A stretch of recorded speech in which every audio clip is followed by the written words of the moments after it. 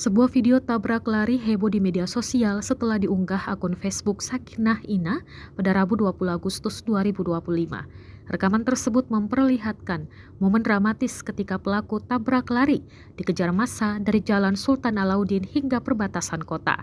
Aksi kejar-kejaran itu berakhir di Jalan Minasaupa setelah pelaku terjebak di jalan buntu. Akibat ulahnya, pelaku yang diketahui seorang wanita langsung menjadi sasaran amukan massa. Mobil yang dikendarainya pun hancur dirusak warga yang emosi. Beruntung, seorang pengemudi ojek online atau ojol sigap membantu mengevakuasi pelaku dari kepungan warga. Ia kemudian diarahkan menuju pihak berwajib untuk menghindari tindakan anarkis lebih lanjut.